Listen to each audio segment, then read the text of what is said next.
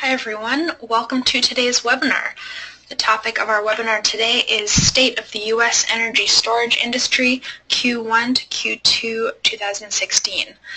This webinar is a presentation of Clean Energy Group's Resilient Power Project, and we have guest speakers with us today from GTM Research. Our host for this webinar will be Todd Olinsky-Paul. Todd is a project director here at Clean Energy Group. And before I pass it over to Todd and our guest speakers, I'd like to go over a few quick housekeeping notes. All of our participants for this webinar are in listen-only mode. You have a couple of options to join the audio portion of this webinar. You can either call in using your telephone or you can connect using your computer mic and speakers. A very important note, we ask that you please submit questions as you think of them throughout the webinar by typing them into the question box on your webinar console and hitting send. We will save some time at the end of the webinar to have a Q&A with the audience, and we will get to as many questions as we can. So please do type your questions in as you think of them, and we will get to as many as we can. Finally, this webinar is being recorded. You will find a recording of this webinar as well as all of our previous webinars with GTM Research and through the Resilient Power Project. Those are on our website at resilient-power.org. And with that, I will pass it over to our host for this webinar, Todd Olinsky-Paul. Thank you, Samantha, and welcome everybody to the webinar. This is another in the series we've done with GTM, so we're very glad to have Brett and Ravi back with us again. This is going to be an industry update covering quarters 1 and 2 of this year for the energy storage industry, and I just want to say, thanks to these guys for coming back and doing this. It's been a very popular topic, and we have over 500 people registered for this webinar. So, if you are going to be, if you do think of a question that you want to ask, please type that into the webinar console as it occurs to you and send it in. Don't wait till the end of the presentation to send in your questions. We'll get to as many as we can. So before I introduce our speakers, I just want to introduce our Resilient Power Project. As you could see on the screen, the Resilient Power Project is funded by a number of foundations, and you can go to resilient-power.org and take a look at all our materials and what we do. In brief, we focus on solar and storage as an emerging technology for providing resilient power to critical infrastructure for when the grid is down. We also do quite a lot of work on looking at the economics of storage, various ways that storage can pay itself off while providing services such as resilient power and also energy cost reductions. As you can see on the screen, there are a number of reports there along the bottom. This is just a sample. We do many reports in addition to our newsletters, blogs, and other webinars and other products, and they're all available for free download at our site. Next slide, please. This is just a screenshot from our website, resilient-power.org, and feel free to check out all the materials there. Next slide, please. So without any further ado, I'll introduce our speakers for today. We have Brett Simon and Ravi Manghani from GTM. Brett is an energy storage analyst focusing on both U.S. and international energy storage markets. Prior to joining GTM, he earned a Master of Science degree in Sustainable Systems at the University of Michigan School of Natural Resources and the Environment, and that's where he first became interested in energy storage systems. He also holds bachelor's degrees in Mathematics and Environmental Studies from New York University. He's going to be leading off the presentation. The next voice you hear after Brett will be Ravi Manghani, a Senior Energy Storage Analyst at GTM Research. Ravi focuses on U.S. energy storage markets and value chain analysis. He has over 8 years of experience in energy storage as a consultant, analyst, and engineer. and he holds a Master of International Business degree from the Fletcher School at Tufts University, as well as a Master of Science in Chemical Engineering from the University of Washington at Seattle, and a Bachelor of Chemical Engineering from the Institute of Chemical Technology in Mumbai, India. So again, welcome to our speakers, and again, this is being recorded, so I always get questions. Yes, it will be available for review on our website after the conclusion of the live presentation, and you can download it there at any time. So I'll now pass this over to Brett Simon. Thank you, Todd, for that great introduction. Hi, everyone. My name is Brett Simon. As Todd introduced me, I'm an energy storage analyst here at GTM Research. So to kick things off, I wanted to give a little bit of background about GTM Research, which is part of Green Tech Media, a Wood Mackenzie business. So Green Tech Media has 3 verticals. Our first vertical is our news or online section, which I'm sure a lot of you are familiar with. That's greentechmedia.com, where daily we have news reports regarding clean tech in the energy industry, as well as a number of podcasts and other resources. Secondly, we have our research vertical, which Ravi and I are both part of, where we cover topics including solar, grid edge, and energy storage.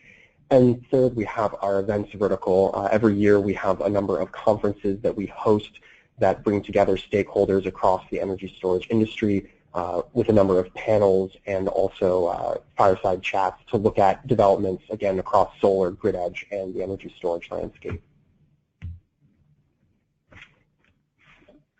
So for today's webinar, I'm going to be talking about the U.S. energy storage market, given some developments across Q1 and Q2 of this year. Initially, I'll be talking about some of the trends in actual energy storage deployments. Next, I'll talk about some of the market drivers that are actually influencing the energy storage market today and going into the future. And lastly, I'll talk about the energy storage market outlook, where this U.S. energy storage market will be going through 2021. So thinking first about deployment trends, this is an area that's always of interest. Exactly how much storage has been deployed in the U.S. so far. And we had a very large amount of deployment that we saw in 2015, the biggest year on record for the U.S. energy storage industry for electrochemical battery storage, as well as some other technologies. Looking specifically at where we saw this growth, we saw overall a great deal of development in the front of the meter and behind the meter segments together.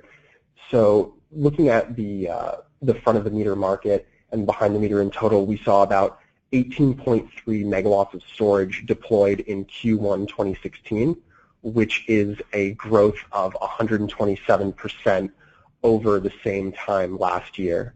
And this is really heartening to see that there is this substantial growth that's occurring not just in one segment, but across all segments.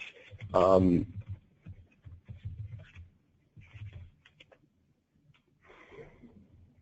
think the slides might be stuck. Anyway, regardless. So we've seen this very strong growth year over year, and also especially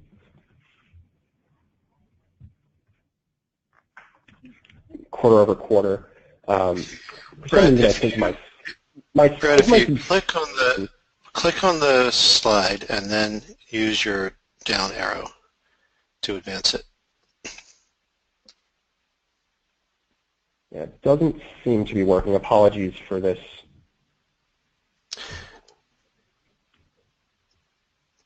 Yeah, I'm stuck on the deployment trend slide on my screen. It's advanced. Okay.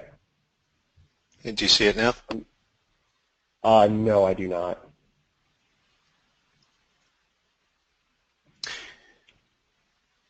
Would you like Samantha to advance them for you? Yes, that would be appreciated. Yeah, I don't know why it's not showing up on my screen here. Apologies to our attendees for this technical error. Okay. So I'm seeing front of the meter policy and market developments with a map. Okay. No, that's further along than I should be. I want to be looking at the slide number 4, which is Q1 2016 deployments grew 127% year over year. Okay. Go ahead. Yeah, for some reason it's frozen on slide 3.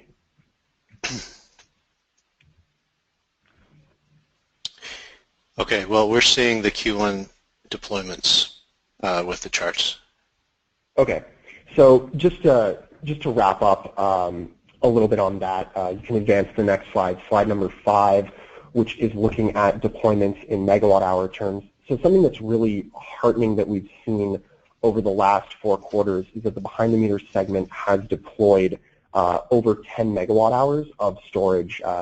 And really, this has been a very heartening trend. We didn't see deployment numbers even that high in previous quarters. And it really speaks to how the market is evolving, and we're seeing a lot more interest in storage across the value chain, as well as a number of new business cases that are being explored.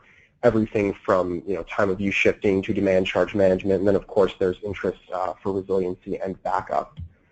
Now, if you'll advance to the next slide, please, slide number 6. So, tracking deployments since Q1 2013 across all 3 segments, the residential, non-residential, and utility segments. These are the results of our internal tracking. So, combining California and PJM, excluding New Jersey, has accounted for about 92% of all megawatts deployed since the first quarter of 2013. California has dominated on the behind-the-meter side. This is as a result of a few different drivers. One piece is that there has been the SGIP, the SGIP, or Self-Generation Incentive Program, that has allowed energy storage systems to gain a credit, which has improved the economic case significantly for systems deployed in California. Additionally, we've seen an increased interest in customers just deploying systems to deal with time of use shifting, or again, as we've seen a greater deal of solar deployed in California, there is this emotional interest among some customers to deploy storage to increase their self-consumption of solar energy. On the utility side, we've seen the vast majority of deployments occur in PJM. The PJM interconnect covers 13 Midwestern and Mid-Atlantic states and has had a strong frequency regulation market that has allowed energy storage to access an additional value stream. And as a result, we've seen significant deployments in that market. However, given some of the changes that occurred in PJM's rules and caps last year, this market is not projected to continue at the same rate of growth it has enjoyed previously. But nevertheless, PJM still holds this top mark as the largest utility scale market in the U.S. One thing that's interesting to note, too, that you'll note from this slide is that the all others markets for both residential and non-residential occupy the second place. So GTM tracks 7 individual markets, and then we lump everything else together in this kind of catch-all, all others category. The interesting thing to think about here is that we're seeing deployments in a number of non-traditional states, such as Kentucky, Vermont, Utah, and Nevada. And while individually these state markets are still small, collectively they comprise quite a significant number of behind-the-meter deployments. And that speaks to both customer interest in these markets, as well as vendors finding new business cases that they can explore in these emerging markets. Next slide, please, number 7. So here we have a look at the technology breakdown of systems deployed over the last several quarters in megawatt terms. So if you look at the last several quarters, the market has been vastly dominated by lithium-ion technology, and that's a result of a few factors. One of which being that lithium-ion systems are fairly cheap, and prices have been dropping very rapidly. There's a great number of companies participating in the value chain that involve lithium-ion. So there's a number of vendors that have been having aggressive price declines, and that's led to the market seeing a very large uptake of lithium-ion. Furthermore, lithium-ion systems are able to participate in both short and medium duration use cases. So most of the projects that we've seen go into the PJM market have been lithium-ion for that short duration use case of frequency regulation. Next slide, please. So the next thing I want to talk about are market drivers. So, of course, these significant deployments have been very exciting and interesting, but they're meaningless if we don't think about what's actually causing this big uptick in the energy storage market in the United States. Next slide, please. So I'm not going to go too much into depth about any of the individual policy developments here on the next couple of slides, but really I wanted to make some high-level points about a few of the different trends that we've noticed. So first, on the front of the meter side, one thing that's interesting is utilities are increasingly investigating and thinking about using energy storage systems to provide grid services and to fill roles that were traditionally fulfilled by other technologies. One example we've seen of this is that there are a number of utilities in New York and then one in Oregon who have issued requests for proposals and requests for offers for non-wires alternatives for grid upgrades. And among the non-wires alternatives, they call out storage as a potential technology that can fulfill that niche. And while these RFPs and RFOs don't necessarily preclude a certain amount of storage, nevertheless, it's heartening to see utilities agreeing that there is a role that storage can play in these grid upgrades.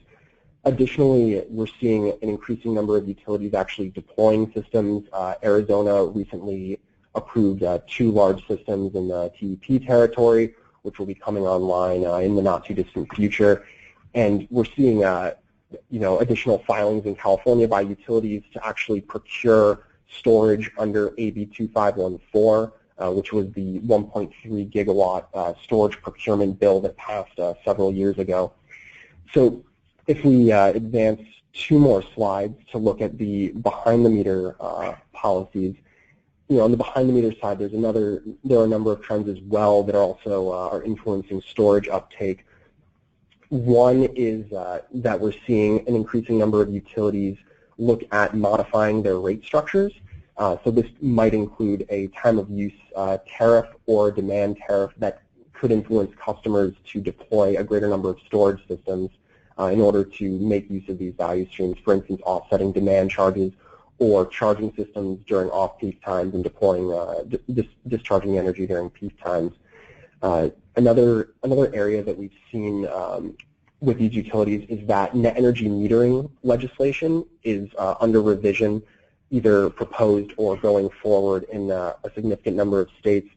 And as compensation for net energy metering declines, that increases the economic case for storage. So for instance, a customer might not have as much of a case to export their excess solar energy and instead would have an incentive to self-consume their energy. So that would imply that the customer needs to install some sort of storage system in their home to at least consume an additional amount of their excess solar generation during peak generation times of the day.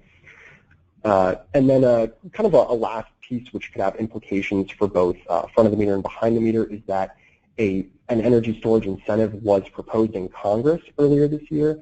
And while the future timeline is probably at least a year out before there's any additional developments, it's heartening to see that at the federal level there's this definite interest in helping storage grow across the U.S. and potentially have some sort of tax credit that could, which would indeed enable storage to grow even further.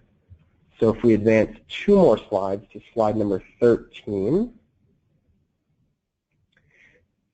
So there have been a number of major developments in the energy storage vendor ecosystem in the last couple of months. One of the big ones is between Total, which is a multinational oil and gas company, and Saft, which is a lithium-ion battery vendor. So Total actually just a couple of weeks ago completed a $1.1 billion acquisition of Saft. And so this is on the one hand, it's very heartening because this is the first billion-dollar-plus energy storage acquisition of this type. Secondly, Total has previously acquired a stake in SunPower back in 2011. So together with SAF now, this kind of implies that Total would be moving forward with a renewables plus storage plan. And thirdly, it's heartening to see a large oil and gas company begin to branch out into the storage space. Increasingly, we're seeing oil and gas companies investigate alternative forms of energy and shift from simply being oil and gas to being more of an energy company. And this Total acquisition of SAF is certainly a very interesting one to watch in the coming years, how it actually shapes not just the energy storage industry, but how other players in the energy sphere might look at companies to acquire or to merge with. And if we advance one more slide, speaking of mergers, another one that I'm sure a lot of our listeners are very well aware of is that Tesla and SolarCity announced a $2.6 billion merger deal, actually just at the beginning of this week. And so the ultimate goal would be to create a vertically integrated clean energy company with energy storage, solar PV, and electric vehicles. Tesla has experience on the electric vehicle side, and last year they premiered their Powerwall and PowerPack, which now are actually starting to ship in the market and see deployments. And SolarCity is a company that's been deeply involved in the solar PV space over the last several years. So together there's this potential to work together and create a great deal of value. In fact, Tesla announced a statement that they project at least $150 million of projected value from this merger in the first year alone. The merger itself still hasn't closed. That's expected at the end of this year, but nevertheless, it's certainly an agreement to watch given the position enjoyed by these two companies. So advance to the next slide, please.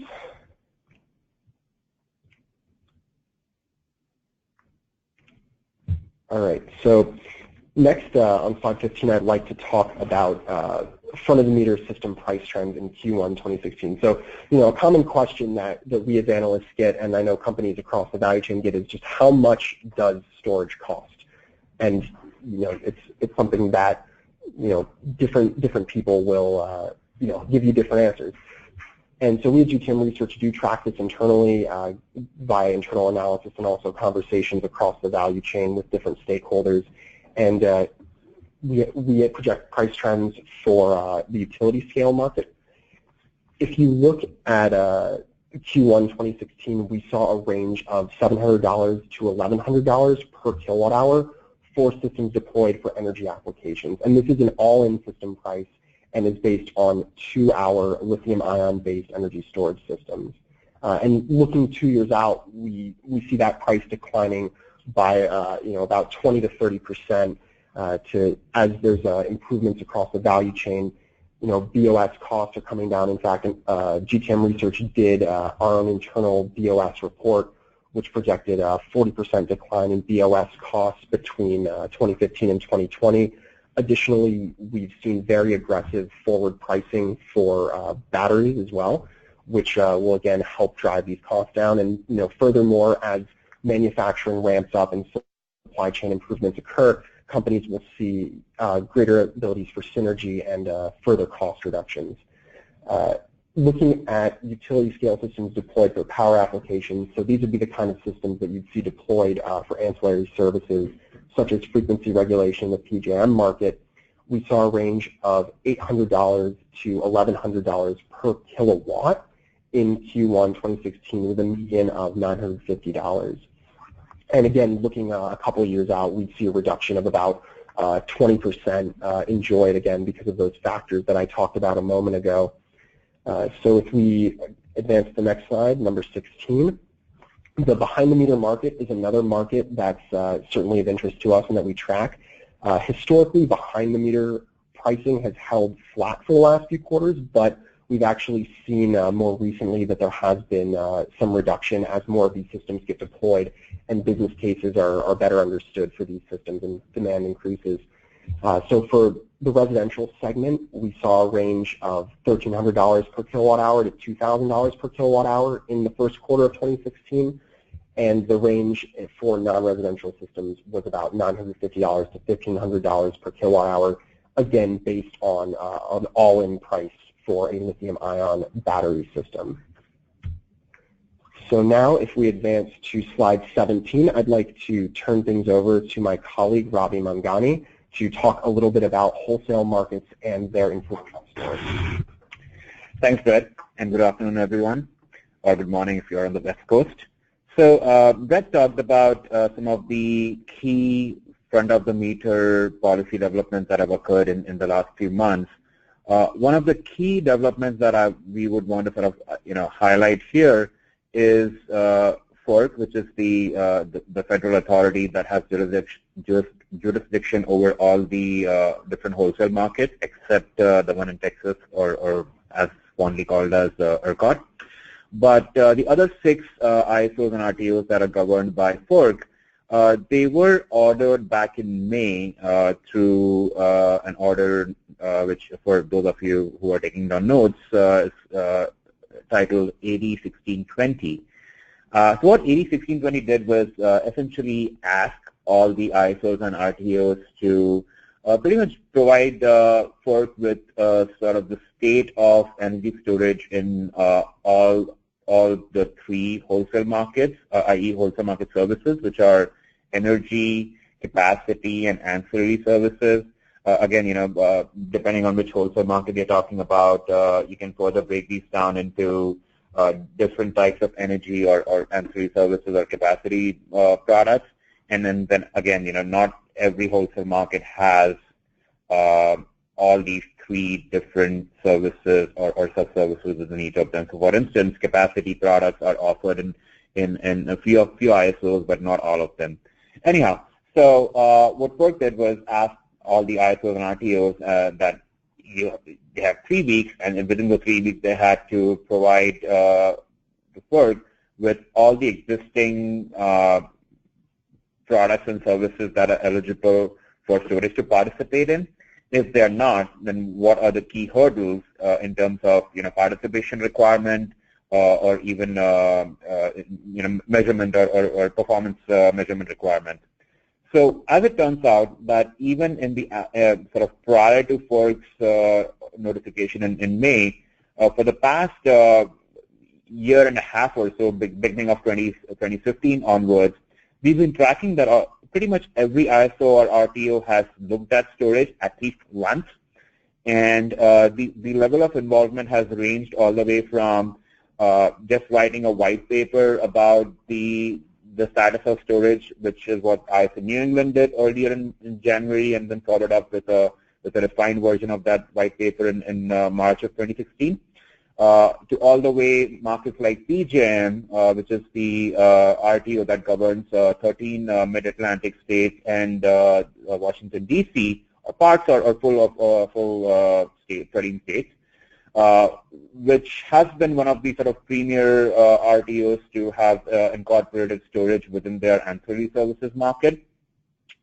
So the point of this slide and the one following this one is to show that how in the last 18 months or so, we've seen significant activities from all the ISOs and RTOs.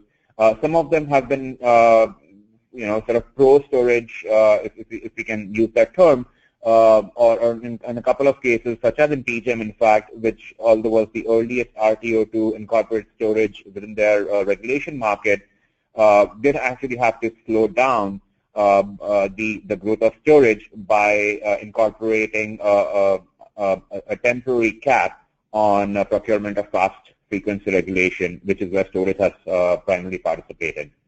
So as a response to FERC's AD 1620 order, we've been sort of reading through the responses of all the ISOs and RTOs in the last few weeks. Most of them started coming in end of May, early June. So, for any healthy market analyst, it takes about 1 month to just read through all the FERC documents. So now we are at a point where we've understood, or at least can pretend to understand that what the different ways in which storage can participate in ISOs and RTOs. And the common theme here that we observed is pretty much all the ISOs and RTOs said, we can incorporate storage. There shouldn't be any problem, and it seems like there are already existing market products and services where storage can participate. But if you start to read the responses by the feedback that the other stakeholders, which are essentially storage vendors and developers that have provided, they seem to suggest that no, that's not entirely true. Storage has pretty unique characteristics. In a sense, it's not an unlimited energy resource. It's always going to be bound by its state of charge, and the fact that storage can provide benefits which some of the other incumbents cannot in terms of speed and accuracy. So all these different characteristics of storage haven't technically been incorporated in most of the ISO and RTO business manuals and tariff rules.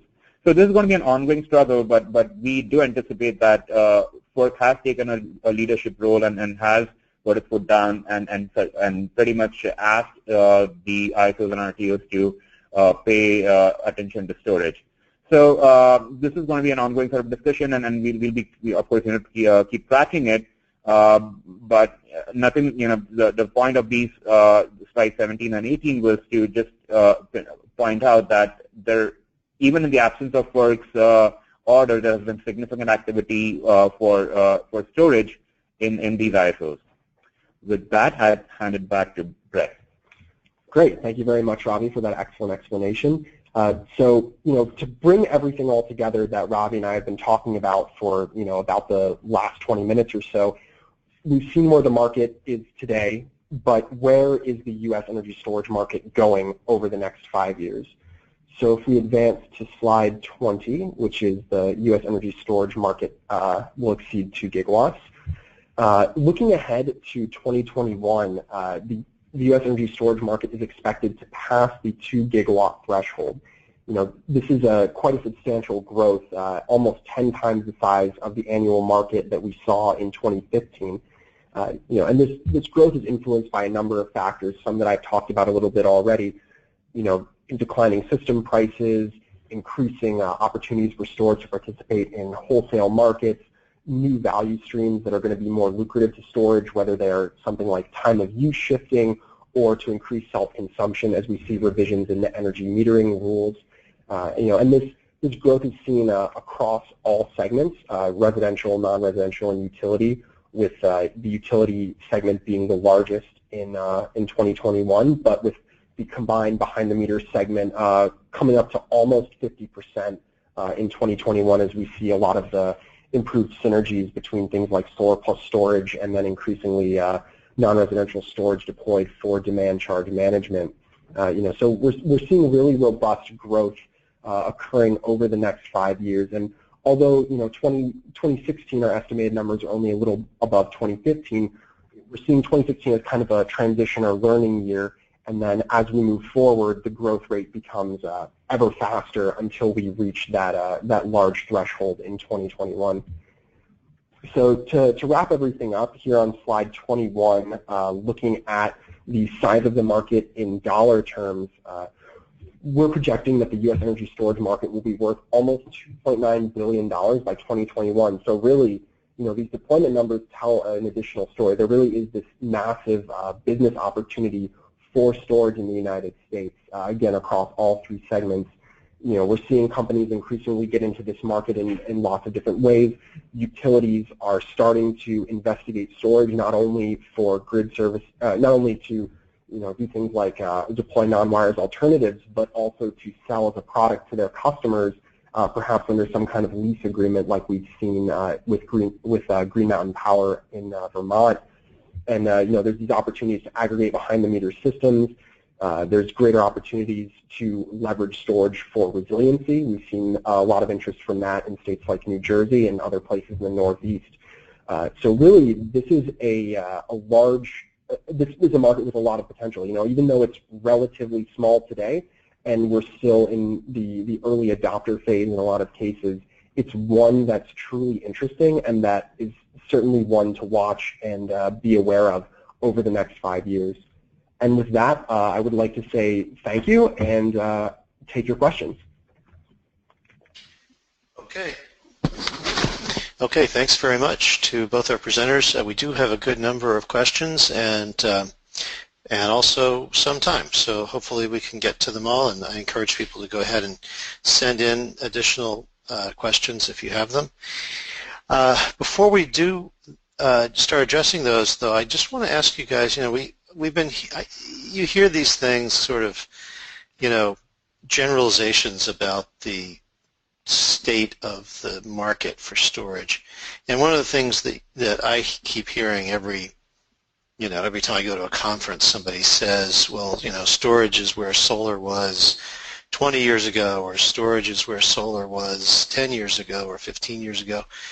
Is there, I don't know if you can answer this, but does it appear, if you had to kind of put your finger on it somewhere on the scale, does it appear that storage is going through some similar curve in terms of deployment on the one hand and price on the other? And if so, where would you put it in terms of, sort of how far along that curve it is? Great question, Todd. And that statement that you said that storage is where solar was X number of years ago is something that we hear rather frequently, and that number varies depending on who's actually doing the analysis and what assumptions they make. I think certainly storage is going through a growth period. I don't like to say this because it's a little trite, but a good way to describe it is that we're at the bottom of the hockey stick. We're at a point where storage is still, in most cases, too expensive to make sense, except for very specific applications in a few specific markets in the U.S. So, for instance, I mentioned frequency regulation in PJM has historically been interesting. Behind-the-meter solar plus storage is somewhat interesting in markets like Hawaii or California, but we're still in an early adopter phase for the most part. But nevertheless, if we look, say, 5 years out based on our 2021 forecast, the market is going to be growing very rapidly. In the past, things like storage system price declines have been often faster than predicted. So really, this is a market that's on track to do some serious growing. If I can add a couple of comments there, right? One thing to identify when Brett said it's too expensive to be, sort of to have a mass appeal. That sort of comment is also grounded not just on looking at the cost of storage, but also understanding what value streams can storage provide already, and creating the right kind of mechanisms to enable monetization of those value streams. So it's not just a cost question, even though we are talking in cost terms when we say expensive. It's more about finding the balance. Okay, thank you. I'm going to go ahead and start with the questions now. And one person has noted that the second slide with the timeline of wholesale market development was skipped over. I guess we were having a little bit of a technical difficulty. So maybe, Samantha, if you could put the second slide up with the timeline of wholesale market development on it so people could see it. And then if somebody had a question that they wanted to ask, they can send that in. In the meantime, while we're waiting for that, somebody wants to know what size storage system would be needed to take advantage of the duck curve in California, and is 2 hours enough? I guess that would depend on what you're trying to do there, but you guys have any response to that? Sure. So the duck curve, has become sort of the industry jargon for justifying storage, and for the right reasons. Now, if you look at California ISO's analysis of the duck curve, they anticipate that by I forget the exact year, I believe in 2020, that there would be a 13 gigawatt sort of ramping requirement from the time when the solar generation wanes off and your evening peak demand hours creep in.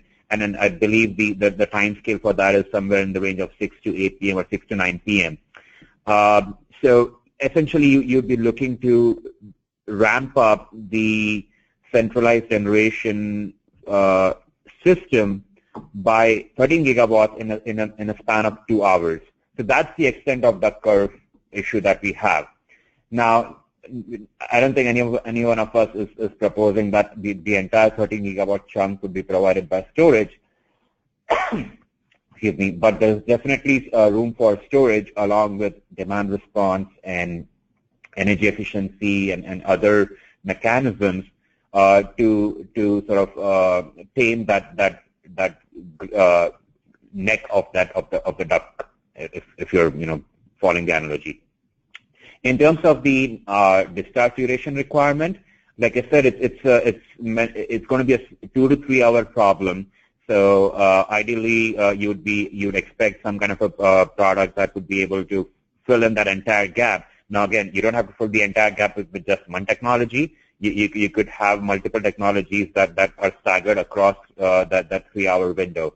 But in terms of what products are currently exist to solve the duck curve issue, most of the utilities, or rather the California IOUs, currently deal with some similar issues with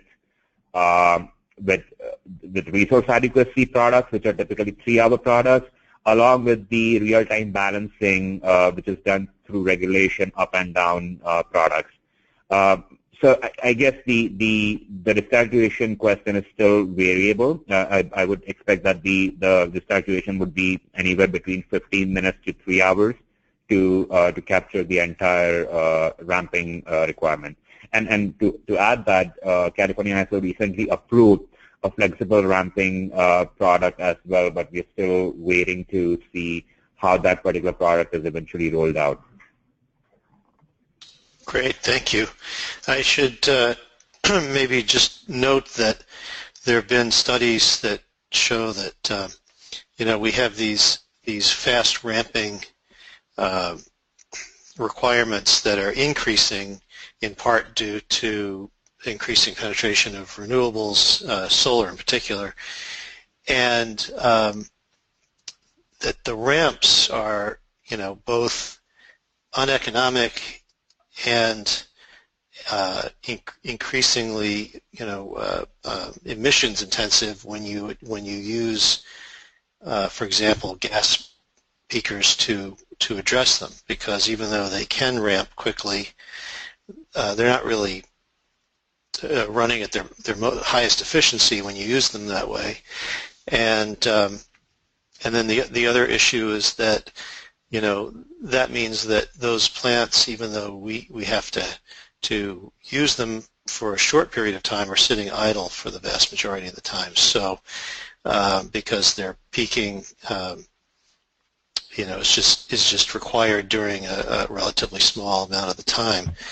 So I guess those are sort of interesting arguments for a technology like storage that is basically instantaneous to deploy or to dispatch, and doesn't suffer in terms of efficiency and is easily scalable. So in any case, get back to the questions. Somebody wants to know, in terms of battery prices, why are the prices higher for behind-the-meter applications compared to utility-scale applications? That's a great question, Todd.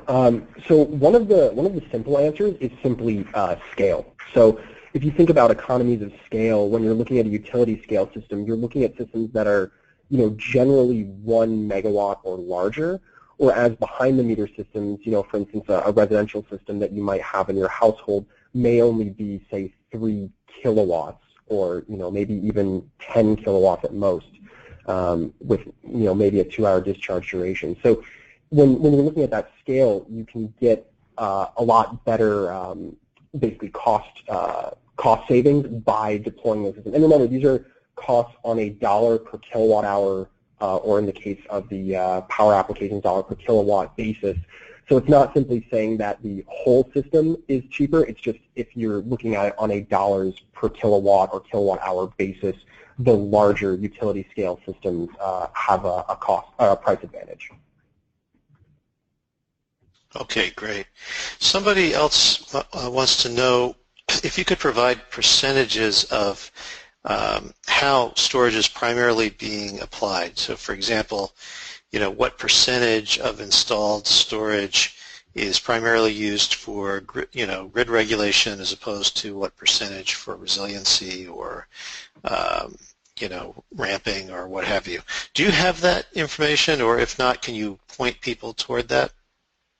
Sure. So again, we would like to look at the application split by segment, right? I think that's the first way to start looking at that question.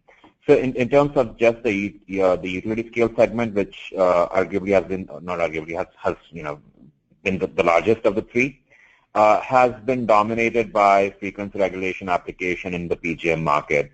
So historically, about 90% of utility scale deployments in the last, let's say, 3 odd years have been for frequency regulation on front of the meter. The remaining 10% are broken down by reliability, by renewable smoothing, especially in markets like Hawaii and Puerto Rico. Now, if you step into the behind the meter segments, there, honestly speaking, right, to sort of try to separate out the resiliency benefit from other benefits is slightly misleading, because I think any storage device that can essentially island itself can be used for resiliency. Now, the question is resiliency the key application or the key use case? Probably not. We can safely say that bulk of the behind the meter non-residential deployments are not for resiliency as the primary benefit. Demand charge management tends to be the key use case in instances of behind the meter non-residential segments. And now looking at residential markets, that's where I think resiliency benefit or resiliency application tends to have a higher percentage in terms of the application split.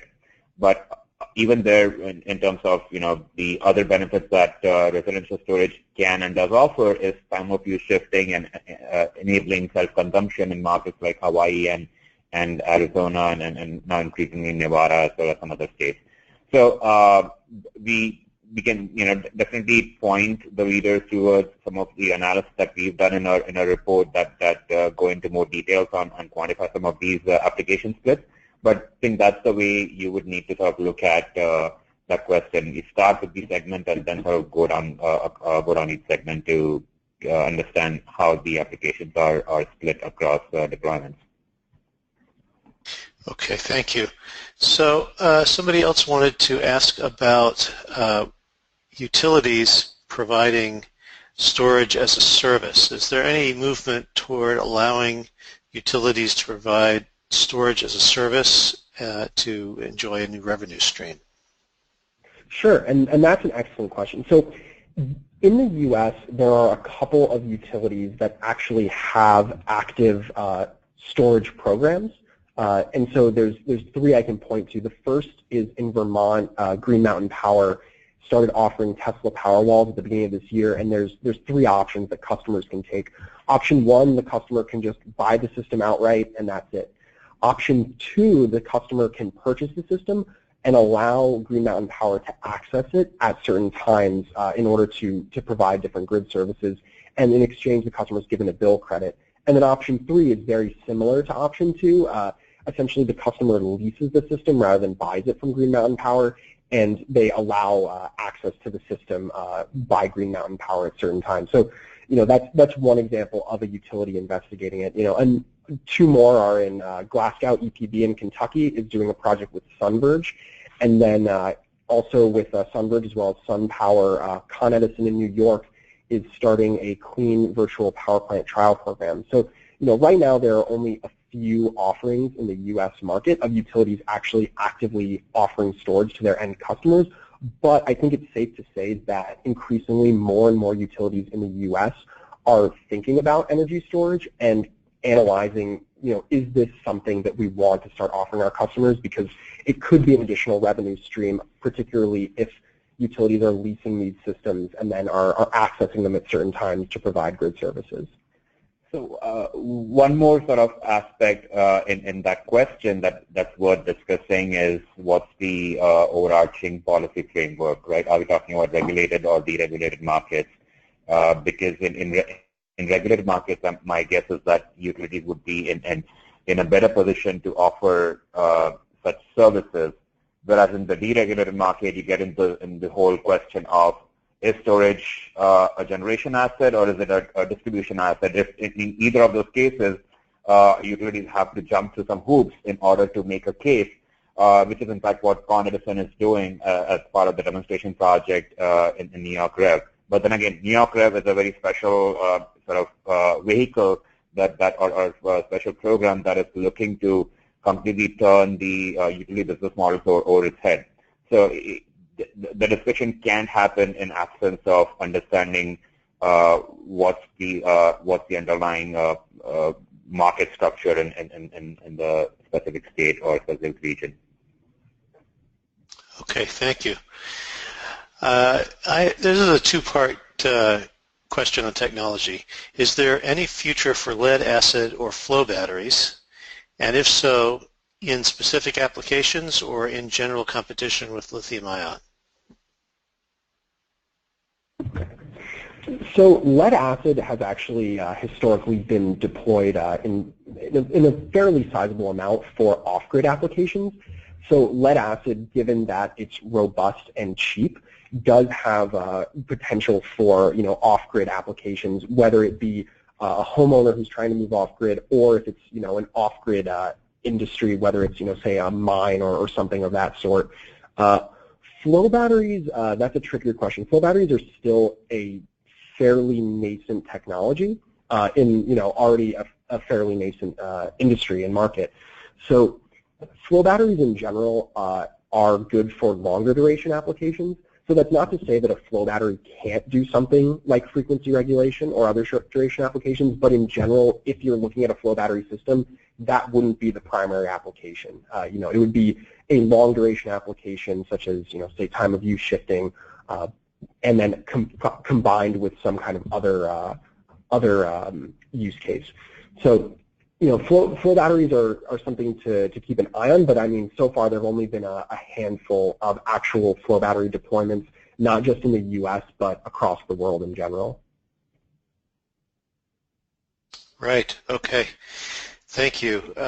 Somebody is asking whether the dollar per kilowatt hour costs are installed costs or simply the cost of the batteries themselves.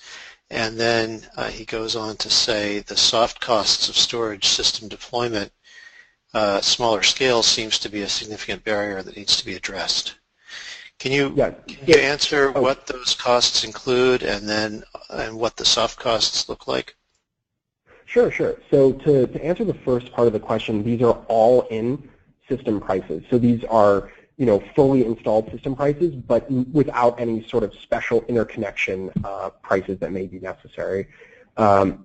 Thinking about the second part of the question for the soft cost piece, so the soft cost stack, it includes a number of things, right? So it's things like customer acquisition, which it's still in a market as nascent as storage is something that can be an additional challenge. And even though there's been some piggybacking off of some of the growth from solar, it's still something that needs to be addressed.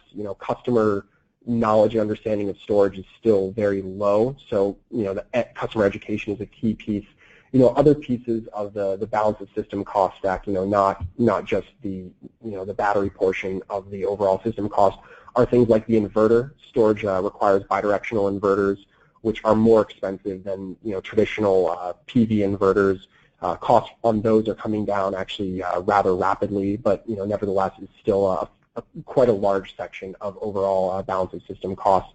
There's other things too, like if you think about actually installing the system, installation costs are need to be addressed. Storage, often given that you're using something like lithium for your battery or flow batteries, some other chemistry, there are often fire department requirements or regulations that need to be addressed.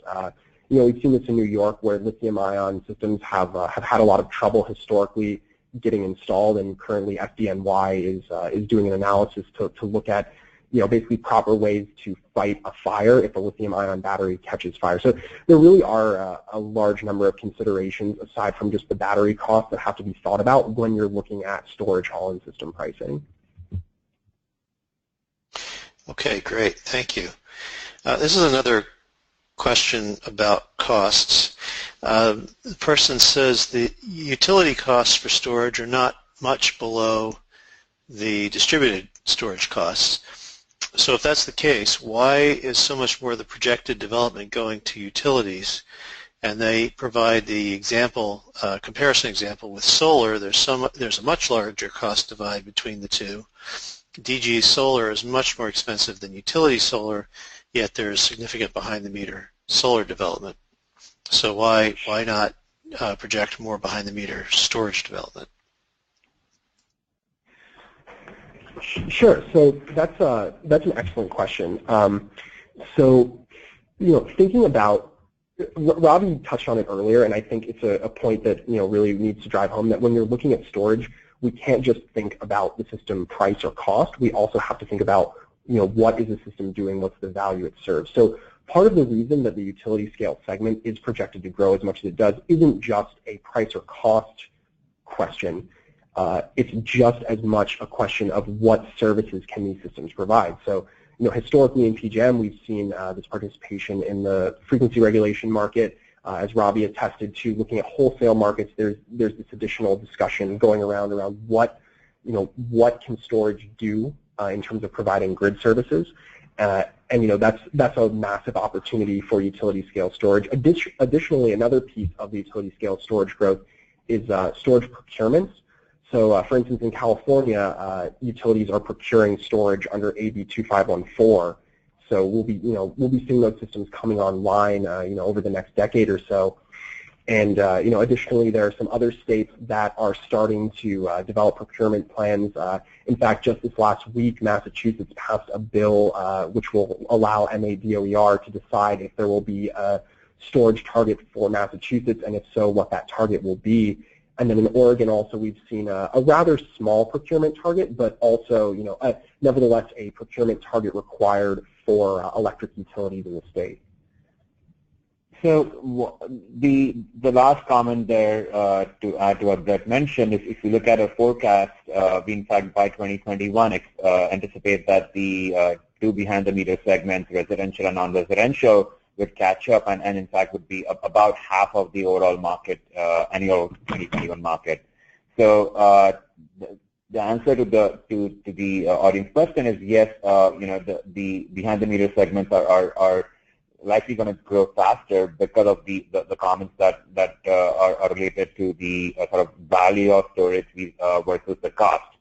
But at least in the next 2 to 3 year horizon, there are existing value streams or use cases that utilities are already investing and deploying storage for.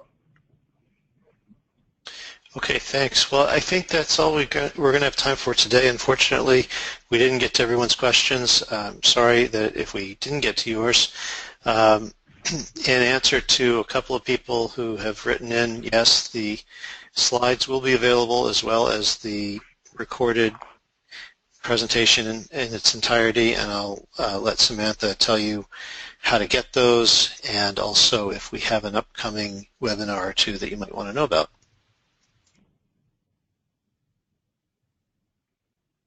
And also, thanks again to our wonderful presenters, Brett Simon and Ravi Manghani from GTM.